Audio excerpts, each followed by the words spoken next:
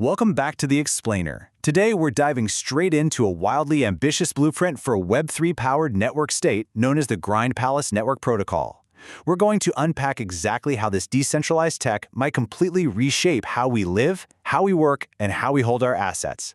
Let's get right into it. Here's our roadmap for today. 1. The cyberpunk pioneer vision.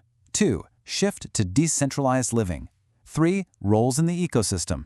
4. Investors and property payback. And finally, 5. Tokenomics and RWA backing. All right, Section 1, the cyberpunk pioneer vision. So the Grind Palace Network operates at this incredibly fascinating intersection. It's basically where cyberpunk independence collides with old-world aristocratic elegance. Just picture their first MVP hub over in Lat, Vietnam. On the outside, you've got these lush, sunlit pine forests operating as highly advanced, high-tech field headquarters for digital nomads. But then you step inside, and you are totally surrounded by these ornate, emerald and gold colonial interiors. It's a very deliberate storytelling aesthetic. They're essentially building a decentralized future right inside the opulent walls of historical palaces. And that aesthetic perfectly serves their core ideology. The white paper lays out this killer manifesto. Do not own, but have access. Receive dividends, don't be a corporate cash cow. I mean, just think about how much money you burn every month on corporate subscriptions and rent, right? They are positioning this entire protocol as an escape route from that exact financial drain. So instead of owning things that just tie you down, the ultimate goal here is to access a shared global infrastructure. Moving on to Section 2, shift to decentralized living. The white paper absolutely nails the friction points of what they call the old world of remote work. We're talking about the deep isolation, the looming threat of AI just wiping out base-level jobs, and that endless drain of corporate rentals. Their New World solution totally flips this dynamic. They're proposing a reality where AI actually acts as the digital proletariat, handling all the mundane routine tasks like lead generation and support, while the human residents get to focus purely on creativity, coaching, and decentralized community governance.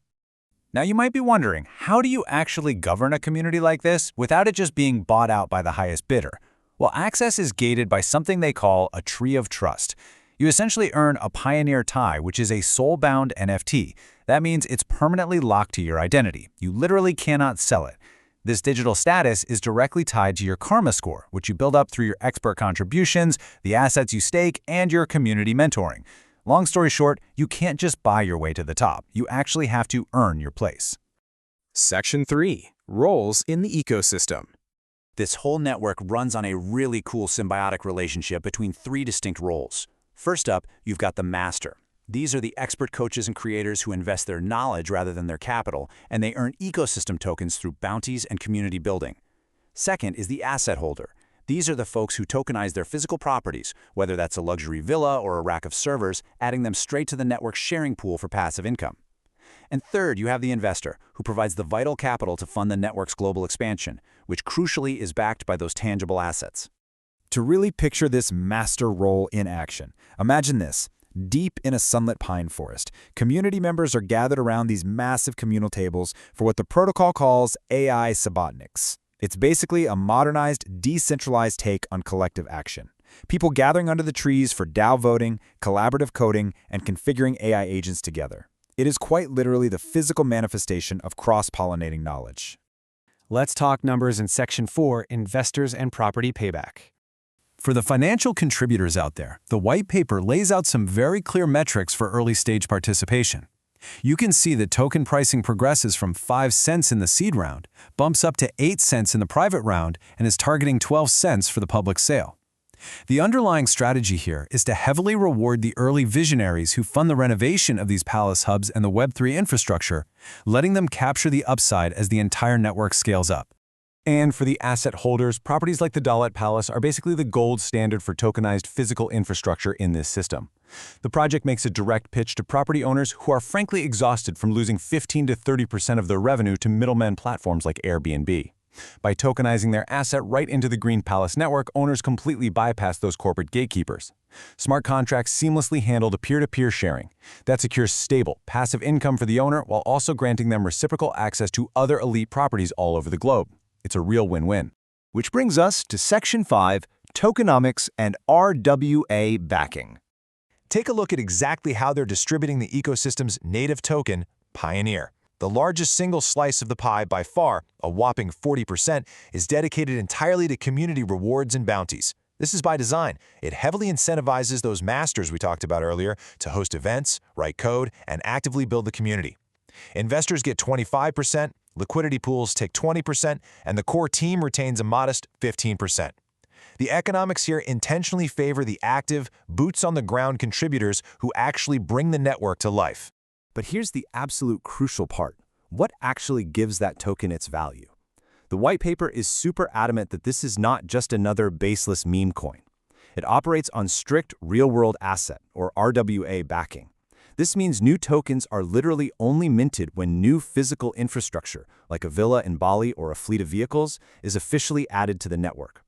By strictly pegging the token emission to tangible physical square footage and real assets, the protocol is attempting to create an inflation-resistant oasis, one that protects your capital from government fiat devaluation on one side and wild crypto market swings on the other.